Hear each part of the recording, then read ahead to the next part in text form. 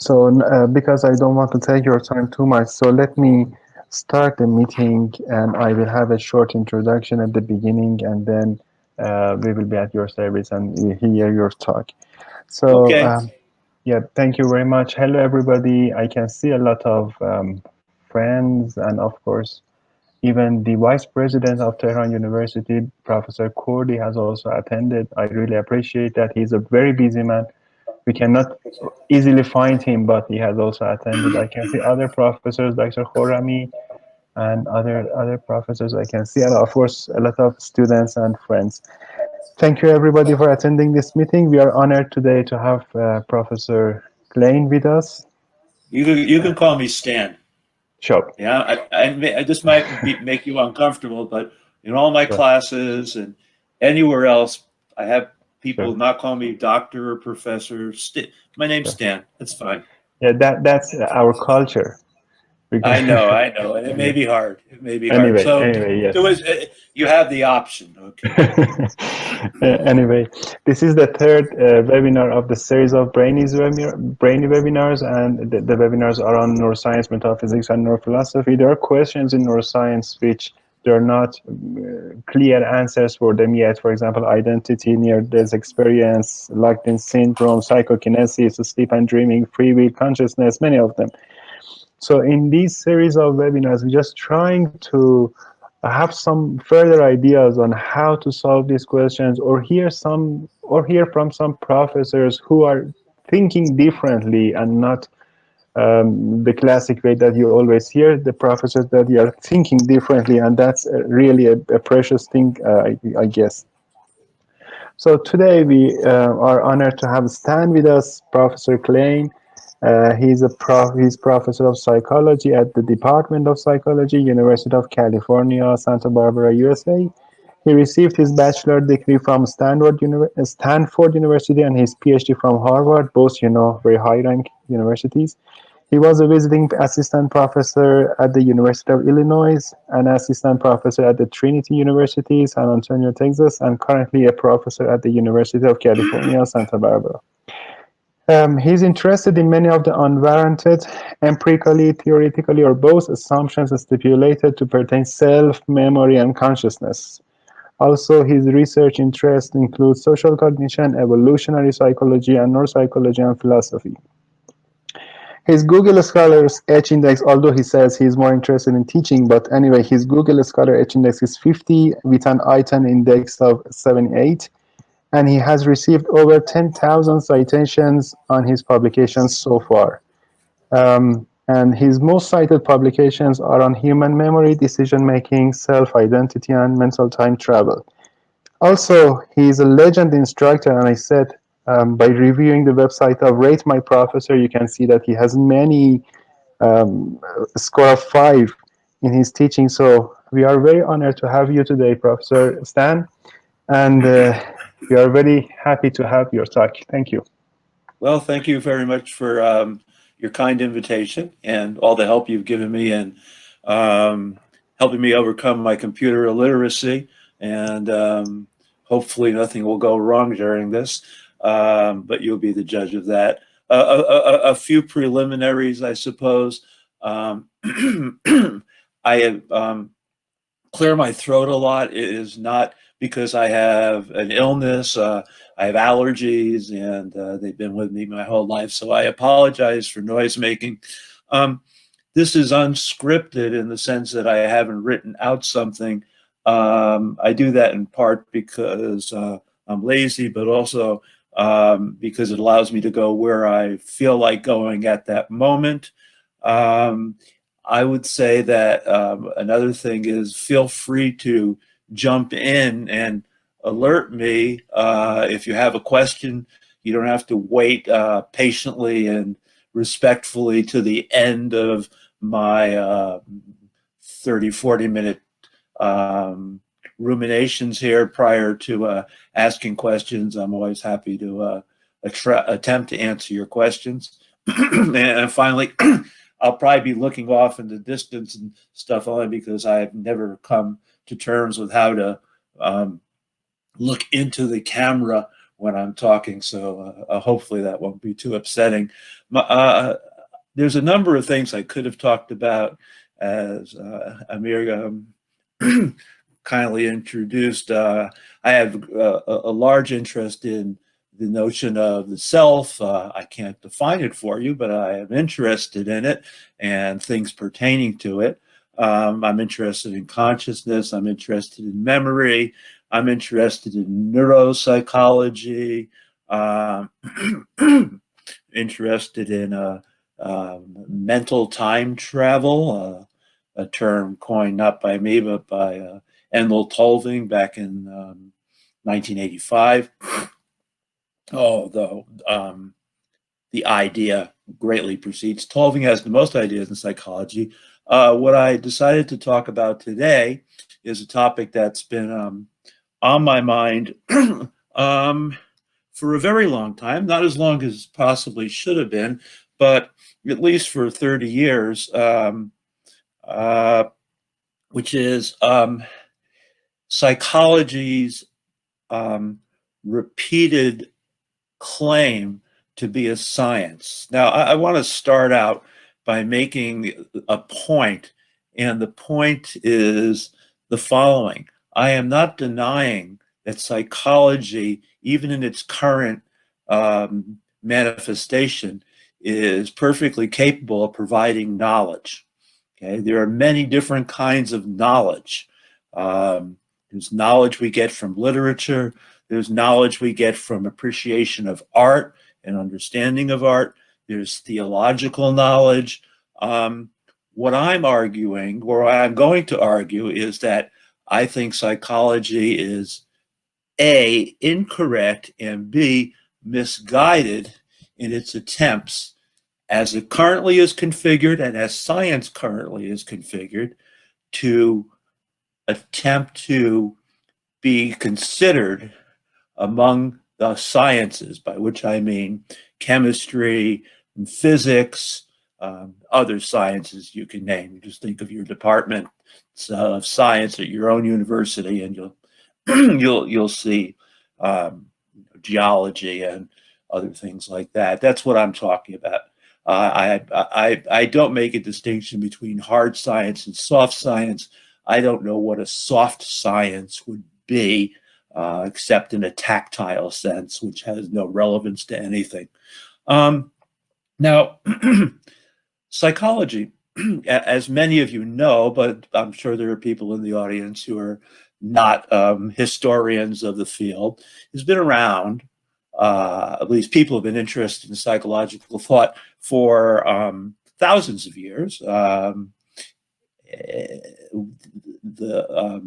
dating that we know of, in virtue of the fragments that still remain in the in Turkey and the Ionians and the Greeks, and I won't be talking about, although I have on occasion talked about Eastern wisdom traditions, such as Buddhism. Some of my work is relevant to that as well, but I'm going to be restricting myself to the more Middle East, Western view. The Middle East, of course, gets divided. It's kind of on the borderline between the Eastern traditions and the Western traditions, even in Turkey. It depends on which part of the country you're in. But in Western thought and the fragments that remain, you can find psychological speculation going back as far as at least Hesiod, 750 BC, give or take 100 years, talking about memory, Mnemosyne and Lethe. These are mythological ideas. Mnemosyne was a goddess of memory. Aristotle certainly had much to say about psychological thought. One of his more famous books, De Memoria, is all about memory, although you should always be cautious when you read these books that the translation and the terminologies are very much context, and by context I mean location and temporal. When Aristotle uses a term like memory or remembering, he's not necessarily using it the same way we currently use it in our current received view. That is the way we think about psychology now. So psychology's got a long history. It continues in the Greek literature. It continues through the scholastics, all the way up to St. Augustine, 700, 800, 900 years ago. I could be getting the dates off. And it turns out that for much of its lifespan, psychology, as it was part of a university or collegiate system, was was part of the natural sciences or natural philosophy. It really wasn't until about 1860 to 1870 in Leipzig with people like Fechner and Wundt that psychology broke off from the natural sciences or natural philosophies and decided to map itself out as its own independent department. And I think there are probably a multitude of reasons for this. There usually are a multitude of reasons for much of anything that happens. One of the reasons was they wanted to establish an independence. They didn't want to be a subsection of some broader division. But secondly, they wanted to establish their credentials as what was an important part of the Western Enlightenment, that is a scientific approach, which was groundbreaking in the 1800s in the number of electromagnetism, Newtonian mechanics from a few hundred years before, Bernoulli's principle, all sorts of things were happening. Sometimes they call it the scientific revolution, which precedes the 1860s. But they wanted to be part of that. And I don't think it was necessarily for pedagogic reasons or scholarly reasons. Sometimes it was, sometimes it wasn't. Sometimes they just wanted their own independence. Since that time, at very least, psychology has been attempting to position itself as part of the hard sciences, or I'll just call them the sciences, because again, I personally can't understand the distinction between what is a soft science. Now, science has a lot of features, but I think that, and you can certainly question me on this later. Well, one of my interests is the philosophy of science. So I hope I'm right, but if you think I'm wrong, certainly let me know. Certainly going back to Galileo and possibly preceding him, Kepler, Copernicus, Newtonian mechanics, so two of the most critical properties that make an endeavor, a scientific endeavor. And I'm not going all the way back to Bacon here, but the Galilean idea, that the universe is a material, objective entity that is best thought of as quantifiable. That is, if we can't quantify, the heavens are composed of number. I'm butchering that. That's a terrible paraphrase, but the idea are twofold, that a science needs to be objective, that is, it needs to be free of any particular person's viewpoint. Everyone can read that meter, and no matter where they are, if they have an adequate view of the meter, they can tell you that that block of granite weighs 9.2 ounces. And secondly, that the laws that govern the relations between the particles and what are the particles, that depends on the era. Going back to Demosthenes and the early Greeks, the particles were something like atoms, although they weren't like a Bohr atom, which was kind of like a mini solar system. They were a solid basic unit that had no ability to be divided up. But now we have Rutherford, we have others coming along 100 years ago saying, no, atoms have constituents, they have not only properties, but they have subcomponents that have properties like charge, and electrons have one charge and protons have another charge, and there's a nucleus, and then there are subatomic particles. But there's always been the idea that nature through and through is material, and that material has properties, and those properties are objective, and they're measurable, and they're expressible, and can be formulated in terms of mathematical laws that govern the motion and the properties of those particles. That is, what spin they have, what charge they have, what's their mass. Psychology wanted to become part of that.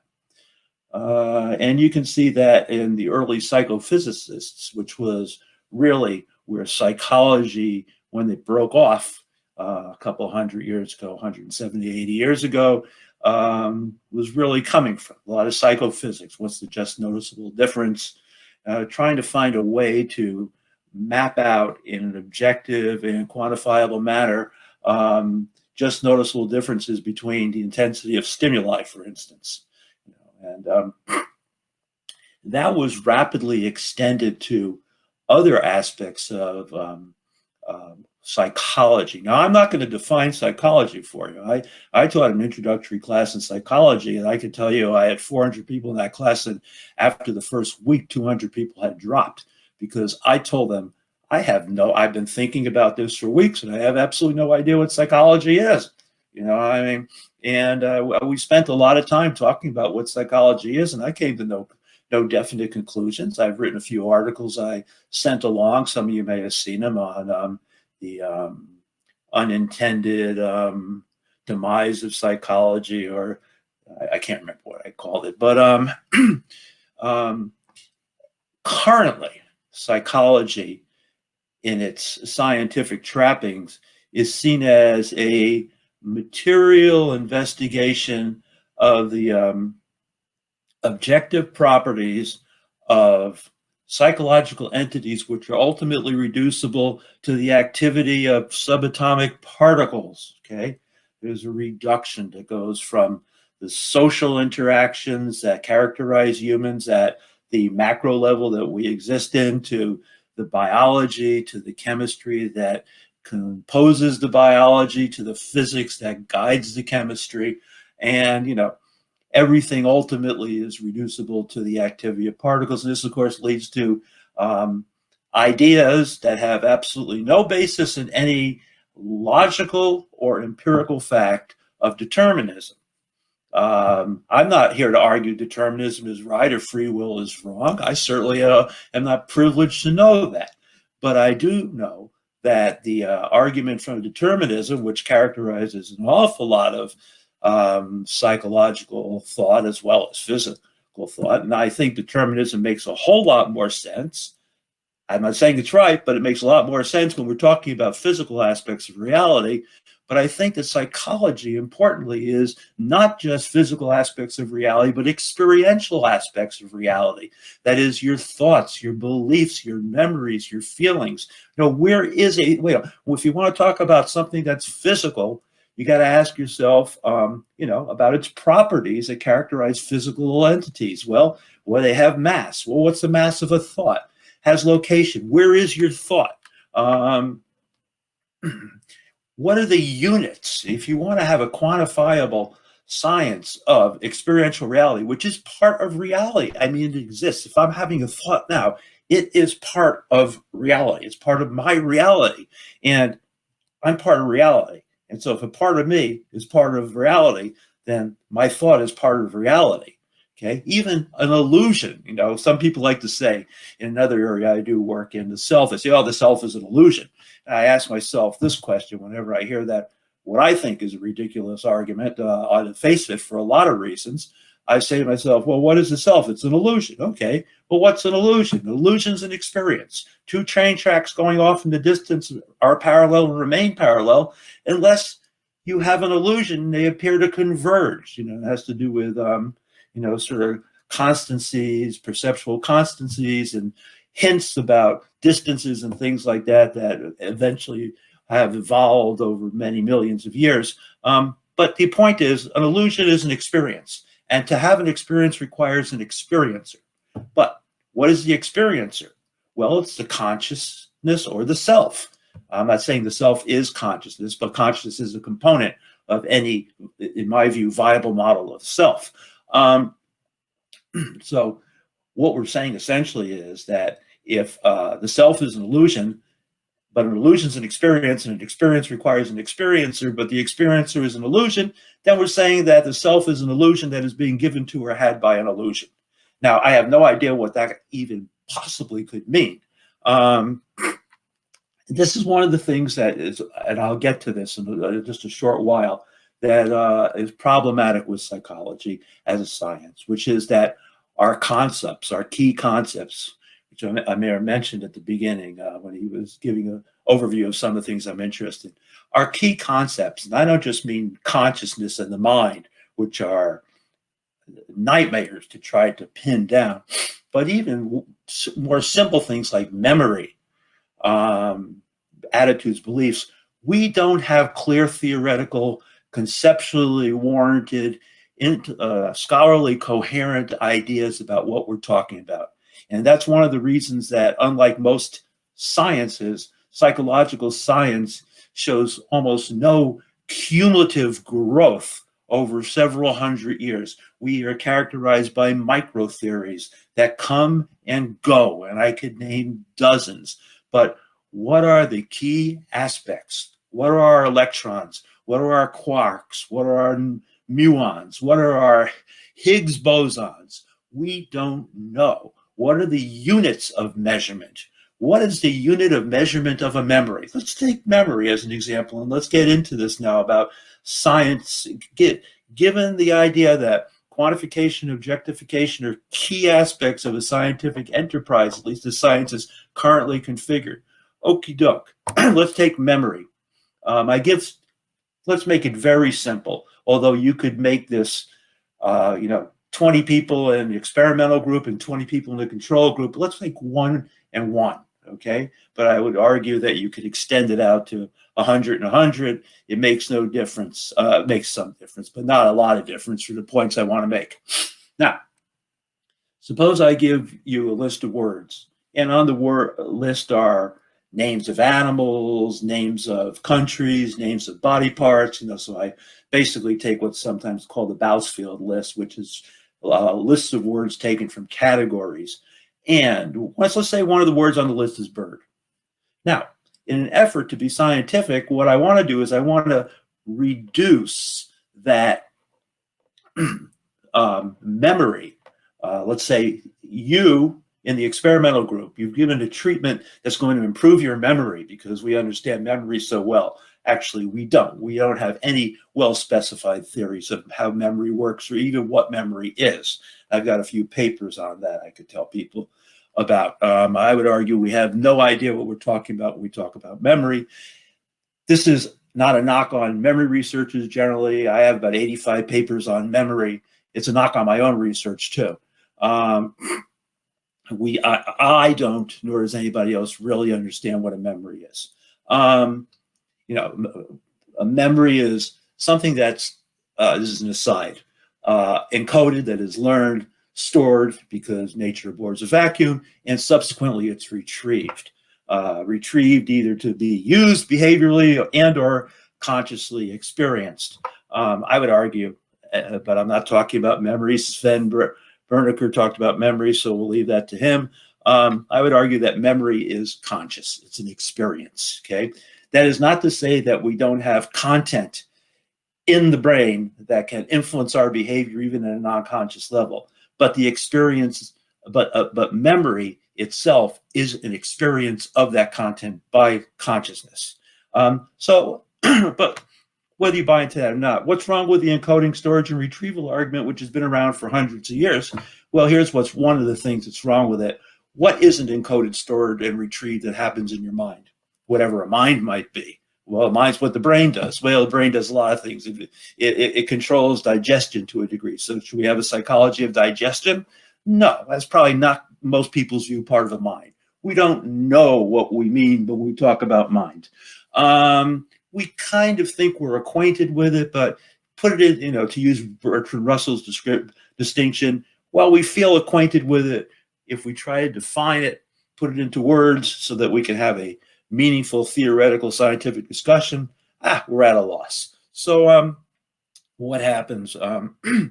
Well, your beliefs are learned, stored, and retrieved. Your plans are learned, stored, and retrieved.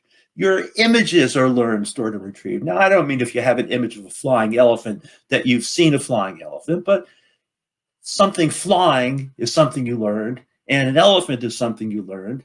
You store that content somewhere, I don't know how, somewhere in the brain, let's assume, and then you retrieve it and you meld together these different aspects. And you say, well, yeah, but that's not what happened. That's not a memory. I say, well, in what way isn't it? Because a memory is not a snapshot, except maybe eidetic or photographic imagers. For most people, a memory is cobbled together. You know, it's got gaps. We fill in the gaps with things that logically should be there. So memories are constructed. We've known this since 1909 with Hugo Munsterberg and 1932 with Bartlett, and neuroscience discovered it in about 2004. They were about 100 years late to the game, but they did claim to discover it and verify it because they could show it neuroimagistically. And if you have a picture, well, that's closer to science than just a verbal description. By the way, I along with Mike Gazzaniga and John Kilstrup, introduced neuroscientific approaches to personality and social psychology in 1993. So I'm not a naysayer for being left out of the party. I just decided that neuroimaging is a wonderful device that has lots of applications, as long as you don't try to make any meaningful inferences from brain activity or the absence of activity, which we don't look at so much, and psychological constructs, experiential reality. Because I think once you're doing that, we're on very shaky footing because we don't even know what the constructs are. And so it's awfully hard to find something when you don't know what you're looking for. Anyway, back to my experiment. I'm sorry about this. So you in the control group and I both remember the word bird. In an effort to quantify it, because we're going to do a statistical analysis, we assign it a unit of measurement because, you know, if you're going to talk about mass, it has to have some agreed upon unit of measurement, some not just agreed upon, hopefully meaningful, hopefully it cuts nature at its joints, it's a natural kind. So what's our assignment? Well, we each give person one. You got a one and you got a one because you each remembered one thing. Now, if I remembered 4 more things, I'd get a total score of 5. And if you remember 3 more things, you'd get a total score of 4. Okay, well, that sounds reasonable. But in the process of behaving Procrusteanly, Procrustes is a Greek myth.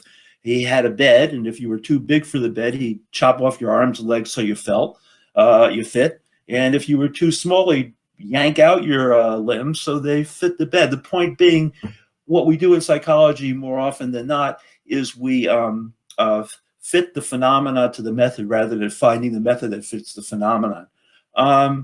Okay, so we both got a 1. So we both have one memory. But do we? In what sense? Well, we both remember the word bird. Well, suppose I remembered the word bird and you remembered a picture of a bird. Well, let's say we both remembered a picture of a bird. That came to mind. That was our conscious experience. You remembered an ostrich. I remembered a penguin.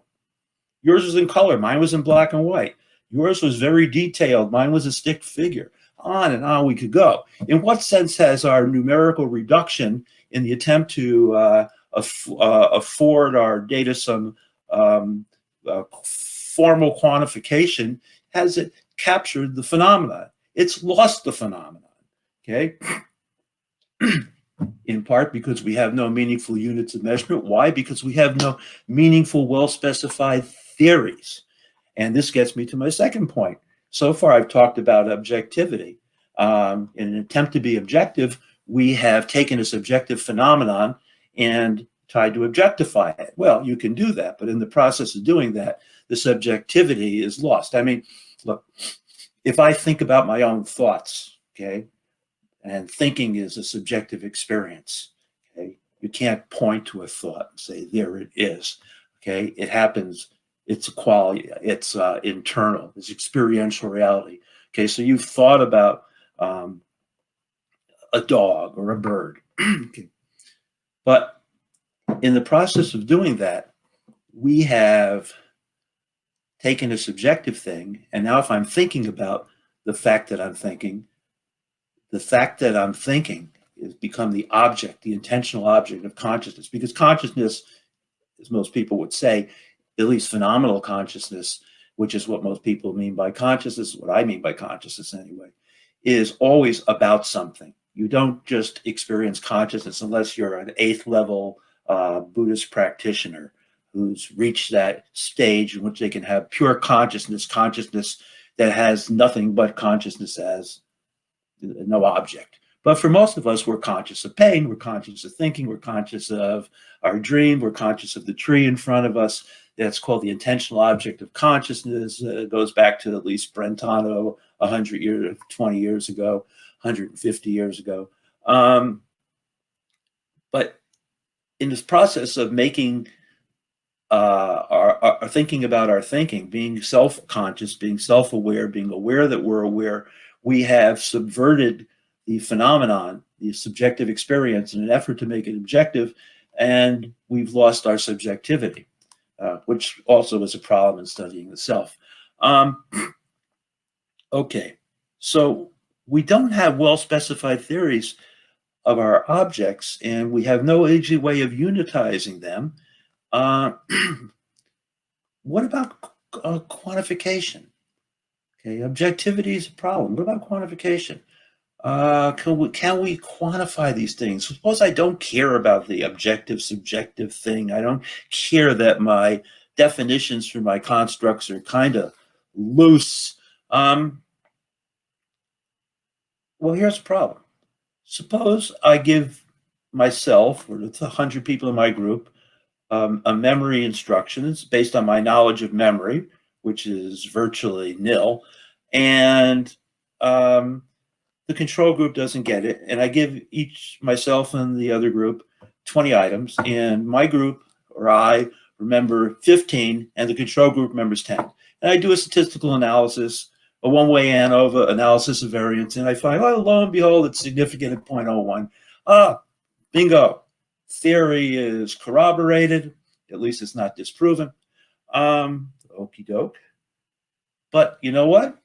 In terms of parametric certitude, that is predictive certitude, those numbers are proxies for the ordinal categories, the verbal categories. They're not really numbers, they're just saying more or less or equal. That's all they are. They're just affixing names to numbers, because I don't have any ability to predict whether I'm going to remember 15 or 10 or 20 or 8. All I can say in my theoretical statement is that I'll remember more than the control group if my quote unquote theory is accurate. Now, why is that a problem? Because, I mean, take F equals ma, force equals mass times acceleration, Newtonian mechanics, okay, which is, psychologists are still in the mechanistic stage, even though physics, which they claim to want to aspire to be like, has moved on greatly with the world of the quanta. Suppose I remembered 15 and you remembered 10. Oh, theory is not disconfirmed. Suppose I remembered 17 and you remembered 9. Theory is not disconfirmed, assuming the statistics give me a 0.01 or a 0.05 or a 0.001. I suppose I remembered 8 and you remembered 2. The point is, all I can really say is that if my theory has any value, I'll remember more than the control group that didn't get the manipulation based on my understanding of memory. I cannot say how much more or how much little the control versus the experimental group is going to differ by, as long as they statistically differ. Now try that with F equals ma. Suppose I increase the force by n foot-pounds. I keep mass constant. And now try on your exam telling the teacher that, well, if I increase the force and mass stays constant, acceleration goes up. No, it's not going to buy it. Okay, you got to say how much did it go up within the limits of error measurement error. You can't just say more force, everything else constant equals greater acceleration. That's all we can do in psychology. That's it. That's the specificity of our theory. Why is that a problem? Because how do you ever make serious determinations scientifically between theories if that's your level of theoretical certitude? Okay, I mean, imagine you're trying to measure the speed of light, and one theory makes predictions that are accurate to 0.01 seconds square difference, or seconds, okay, velocity of light. Another theory is accurate to 0.00001. Well, using a lot of different principles, parsimony, and just plain damn accuracy, I'm going with the second theory. But if you have a psychological science in which the level of accuracy is more versus less, no wonder we've got lots of micro theories. No wonder we can't really decide between theories. But again, as I'm trying to say, it's not just the quantification of problems in theory, it's also the theoretical underspecification. We really have no idea what we're talking about. To me, most psychology is knowledge at the level of social anthropology. Under these circumstances, people are more likely to behave this way than that way. But what are the fundamental units of psychology?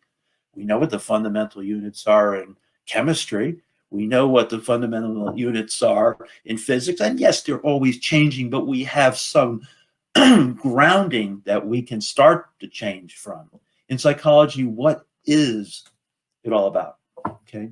Now, I could go on ad nauseum on this, but I know I was supposed to speak for about 40 minutes, and according to my clock, I've been speaking for 37 minutes. So rather than cram in some stuff, and there's many, many ways we could go, there's many, many more arguments. We could talk about the self, we could talk about memory, we can talk about determinism, we could talk about why consciousness is not capable of being studied scientifically as science currently is accepted. Now you can study it scientifically, provided you strip consciousness of its essential feature, which is the hard problem of consciousness, which is how does a physical entity give rise to a subjective experience, that is the feeling of living? Okay. Is consciousness something that emerges from the brain? And if so, what does that tell you? Because I don't think emergentism tells you a whole lot. You know, I appreciated it when I read it in Broad in 1925, C.D. Broad. But the more I thought about it, it's a tautology. It's begging the question. I mean, it's like, how complicated does the brain have to be conscious?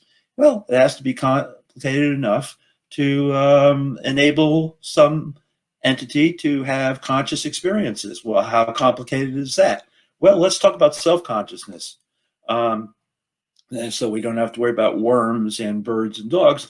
You know, we know humans are self-conscious, and maybe certain animals, dolphins, possibly, if you believe the mirror recognition studies, chimpanzees, about 50%, not 100%, orangs, 20%, gorillas, even less, which is kind of odd because orangs live as solitary creatures, not in groups, and part of the basis for the so-called theory of mirror self-recognition is having rearing in a socially connected group.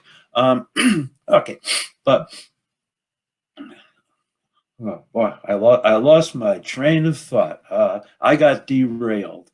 So you know what? Maybe I'm just going to shut up here. And if people have questions, I'd be happy to answer them, and at least attempt to answer them. And if I don't have questions, then I thank you for putting up with my babblings, and I hope they were somewhat coherent. I don't think I actually said a lot. There's a lot more that could be said. For instance, the whole idea that, you know, how does, I mean, I'll say one more thing because I'm constantly thinking of things. You know, how does contemporary psychology and neuroscience deal with experiential reality? you know, your memories, your thoughts and stuff like that, other than simply asserting that's a memory or that's a thought, you know. Well, what are the units of thought? Is one thought plus one thought 2 thoughts, or is it 20 thoughts, or is it one big thought? Well, we don't know. We don't have units. Well, to the extent that people actually think about this, one of the ways of dealing with it is to treat it as epiphenomenal, which means that while it happens, it has no causal bearing on anything. So, you know, this typical example is a steam engine that has smoke. Smoke is certainly related to the operation of the steam engine, but it doesn't have any causal bearing on the operation of the steam engine. So we say that, oh, yes, you have thoughts and you have beliefs and you have feelings, but really it is an unconscious, deterministically bound machine that's doing all the work. And we can go to Lebes's experiments, which are horrible for a variety of reasons. Not his fault. He wasn't really doing experiments. He was being an opportunist in a medical situation. But Lebes found that if you told someone to behave spontaneously during surgery and you were reading from their brains during the operation, and you said spontaneously raise a finger about 3 tenths to 5 tenths of a second prior to being spontaneously raising your finger, there'd be a readiness potential in the brain, suggesting that the brain started acting before the person was consciously aware of his or her spontaneity. A lot of problems. First of all, how do you tell someone to spontaneously behave? That seems like an oxymoron. Secondly, a readiness potential means what? Readiness for what?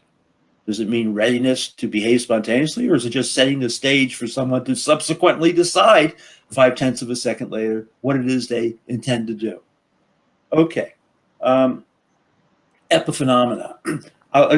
There's so many arguments I have made. I'll just leave you with one. If an epiphenomenon is what characterizes thoughts, feelings, and experiential reality, which are part of reality, okay, as my hallucinations are part of reality, illusions are part of reality. You know, otherwise, if you think you could be a materialist by dismissing experiential reality as an illusion, you're now a dualist. Because what you said essentially is there's 2 aspects to reality. There's the illusory aspect, which is part of the sensorium, the same way beliefs are, and there's the physical aspects. If epiphenomenon are causally unrelated, then they have no behavioral footprint. So, assuming that the brain is an evolutionary organ, how did the brain ever select for experiential reality? How can it select for something it can't see, that leaves no footprint because it has no causal bearing on anything? Beats the hell out of me. Oh, it's an adaptation. That's a hell of an adaptation. Okay, by Williams' criteria, it doesn't work. Okay, I'll shut up here. I'm sorry. Thank you very much, Professor. Thanks a lot. Okay. I was really enjoying, and I wish we could have a longer session so we could enjoy more from your very nice talk. I personally have a lot of questions to ask, but I always give the priority to the audience. So far, 2 questions. Sure. Yes, Parsa, just bear with me for a second. Just reading a question that is typed, and then I'm coming to you. So Okay. Ali has asked, couldn't thoughts be considered as the firing of a pattern of neurons in the brain? Sure. They may be, but the experience of a thought is how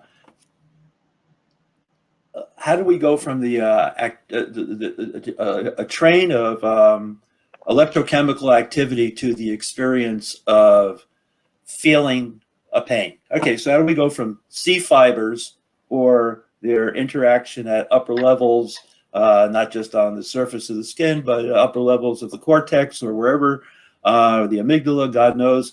How do we experience that pain? In fact, why do we experience that pain? My God, wouldn't it be better for a system simply to register pain without having us suffer through it, but make us react to it in the same way we would if we had to suffer? How do we go from the physical to the experiential? This is the hard problem. You can't see a thought. you could look at those neurons for the next 10,000 years, and if you didn't know there were thoughts to be seen, you'd never make the correlational suggestion that those neurons are correlated with thought. The thought takes priority over neural firing. Neural firing may be related to thought. It may be related to some aspect of thought. We don't even know. Thank you. Dr. Tabatabai, he's also my boss at work. He has thanked you for your talk, and he says, I got more confused than when I first walked into this talk, but I guess all conversations about psychology, memory, and consciousness ends alike. So he says, Okay. probably everything happens. Well, you know what? You can tell him I'm pretty darn confused too. Okay, Parsa, do you... My feeling is recognizing the confusion, and hopefully not confusion because of the presentation, but confusion because of the topic. Recognizing there are problems is the first step toward correcting them. I have no serious answers. I mean, I speculate on what I think memory is, but I don't really know. My hope is that some young folks out there who are smarter than me will take to heart the difficulties, and not just business as usual, and maybe we'll make some stab.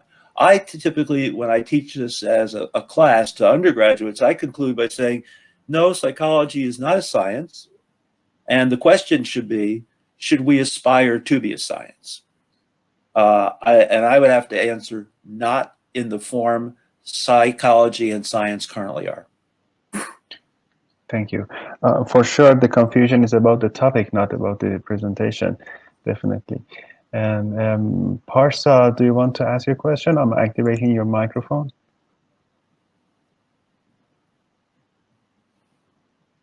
Hello, can you hear me? Yep. Okay. Yep. Yeah, I can hear.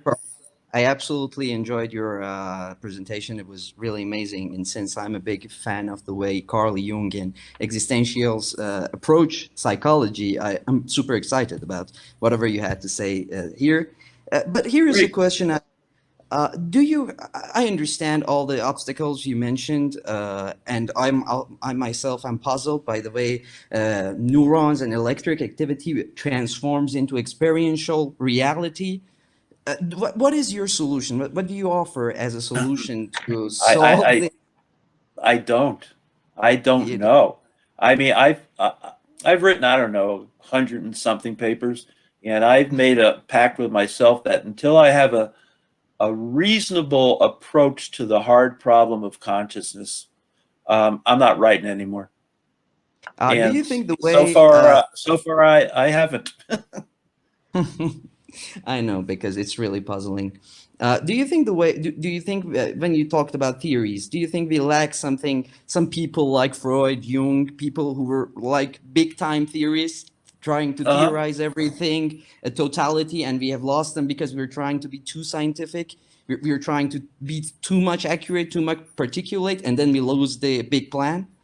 Well, I think there are problems inherent in pure theorizing. I mean, I think that one needs to have an observational basis for discriminating between well-formed theories. Now, I think you can look at theories internally and talk about their conceptual coherence and whether they make sense and whether they broach the necessary topics like internal coherence, formal unionizations, make contact with the data. But I think that one of the problems is that the attempt to be science has led, and you can just go on YouTube and type in psychology is a science or is psychology a science, and you'll see professors and grad students saying the same basically fundamentally flawed argument. We are a science because we use the scientific method. And that downplays the importance of theory, because using the scientific method is a necessary but not sufficient component to being a science. Okay? Yes, it's good, but astrology can use the scientific method too. anything. Anyone can use the scientific method, but there's more to science than just the method. But I think that we've grown a large number of people in the West anyway who think that, hey, as long as in high school, you can be a scientist, a psychological scientist, just use the method, have a control group, experimental group, randomization, etc., experimental control. Yeah, that's all necessary, but you can't have theories that are so poorly specified that they don't tell you much of anything beyond effect present, effect absent. Yes, of course. Yeah. Do you think that the scholar society is going to the way that they start thinking about these things, or no? You think they will insist No, on stick? I think that, in a Kuhnian, Thomas Kuhnian sense, people don't want to make changes. They don't want to retool their careers. So I think that I'm generalizing. There's always exceptions, but I'm an exception, Yeah. I suppose. Sigmund Koch was an exception in the 1950s. William James was an exception. I believe I read somewhere. I'm not sure of the accuracy, but 10 years after he wrote The Principles of Psychology, he wouldn't let anyone call him a psychologist. I think that very few people, there's a guy named Veldin, there's a guy named Tobias Danzig out there still. Sigmund Koch, he wrote in the 1950s, he was the editor of The Science of Psychology, a 7-volume, 6-volume set. And after reading it all, he was so dismayed that he wanted to contribute a 7th volume talking about the absence of science. He called it A, as in amoral, absence, a meaningful research. These people come, they go, but it takes a lot to shake up normal science to a Kuhnian revolutionary period, because people are invested in this. Their careers are invested in this. No one wants to say, hey, everything I did, the data may be okay, but the interpretations are from hell. I was willing to do it just because to me it's more important to go where I thought the truth was than to build a career. And I've been very successful at not building a career, believe me. I'm the only person in my department out of 14 people who has not been given the highest ranked. I'm Professor 9. There's a Professor 10, which gets special privileges. And I'm the only one who's been turned down. And a record that will probably never be broken. I've been turned down twice. Even though I had Endel Tolving, who's a famous memory researcher, come out of retirement and write an 8-page letter for me. Sven Bernecker wrote how I had influenced all his ideas about memory. You saw him a few weeks ago. My department does not appreciate what I do. And so the answer is, I think it's not going that way, but I hope I reach a few people. Now, there are two ways of looking at it. I hope I reach a few people, but the other thing is, I could be very wrong. 99.99% of the people who do read the stuff I do, which are mostly philosophers, not psychologists, I very well cited and downloaded on the philosopher and philosophy of mind folks. But in psychology, who's Klein? He's that guy who's always complaining. He used to do research, now he just complains. I'm hoping some younger people will. I don't have the answers. Like I say, until I can make some sense out of the hard problem, which I don't think I'm ever going to be able to do, the hard problem of experience, I will not write anything. And I have opportunities. I've had editors tend to like me. That's one of my saving graces. They'll let me pick my reviewers. I've had 7 invitations in the last 3 years to write for journals, but I've turned them all down because I don't have anything I want to say until I can deal with the hard problem, and I can't. Okay, Professor, I'm really enjoying whatever you're saying. It's very nice to hear that from you, and I appreciate. And I hope you find a way, because it's a big puzzle. You're gonna help everybody with it, and I really hope that you try to figure out the problem. Thank you very much, Parsa. Thanks a lot for your questions.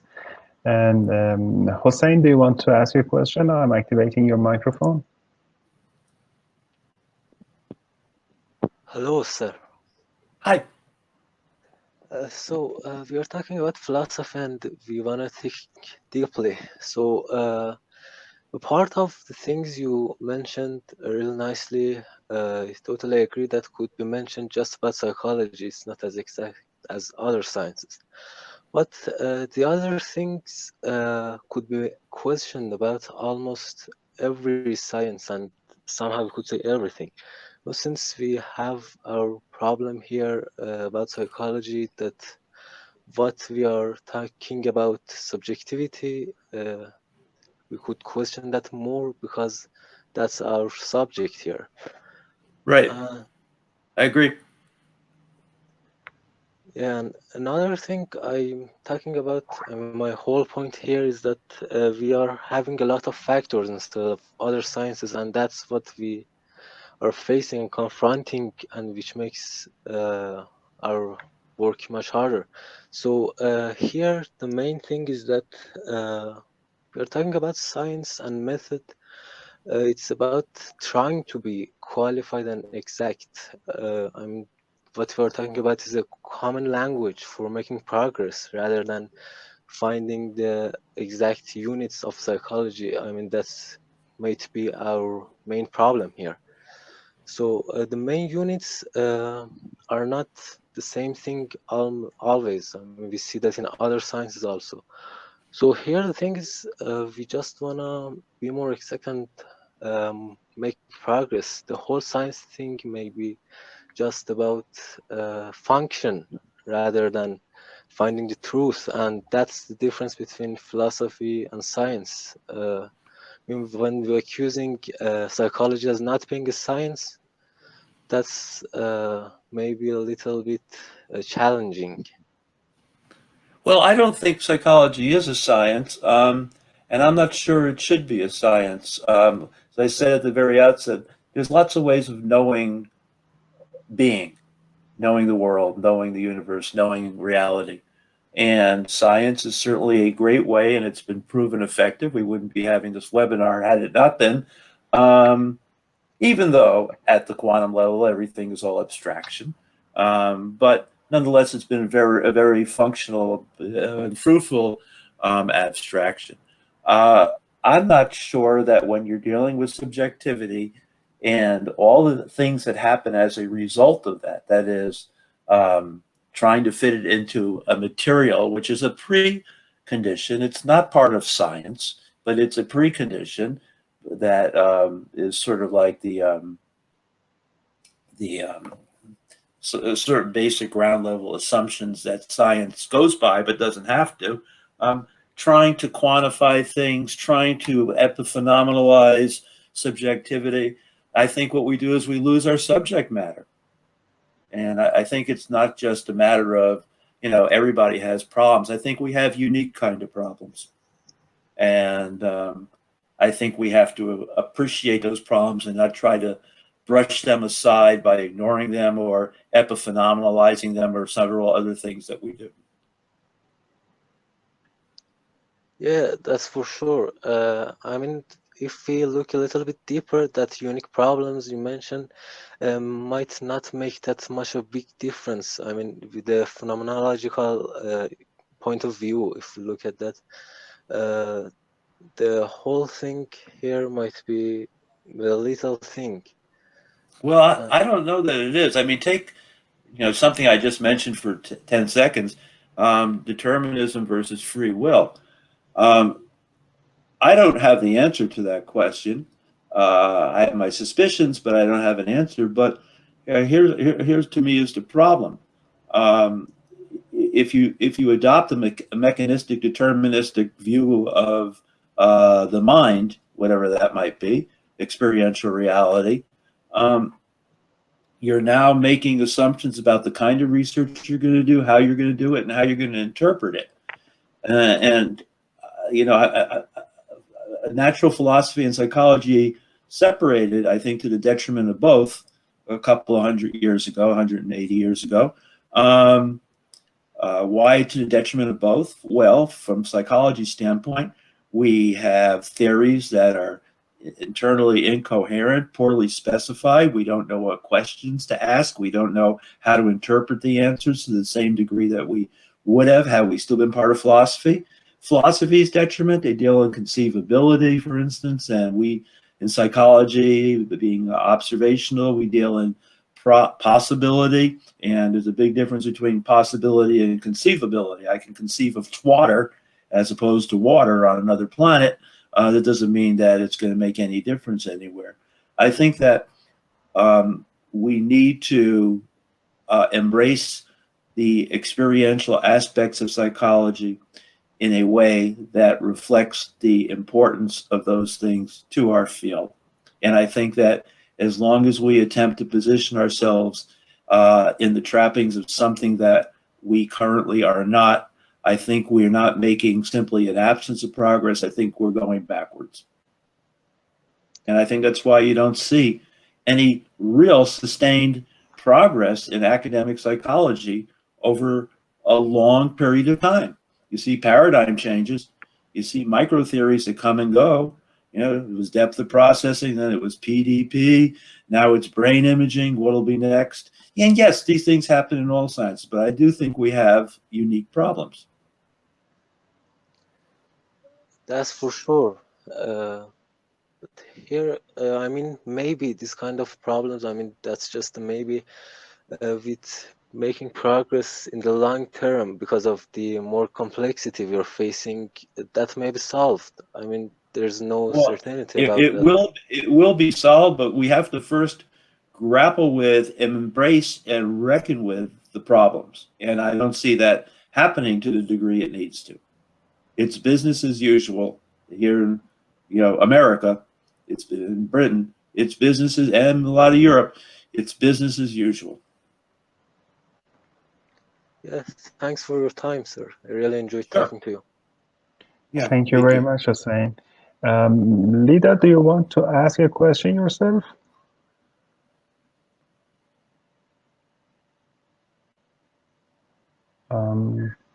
You have yeah, please. Hear me? Yes. Yeah. Hi there, Professor. Hi. Many thanks for your amazing talk. I just wanted to ask that, considering the future perspective of the psychology, could the current concept and working framework, specifically working framework of psychology, be totally reduced to the field of neuroscience? And from the word of and the term of psychology, I mean psychoanalysis or contemporary psychology theories and concepts and algorithms that they use. But regarding the future perspective of the psychology, could it be reduced to the neuroscience field totally? To neuroscience? Yes, neuroscience, methods of neuroscience and concepts of neuroscience.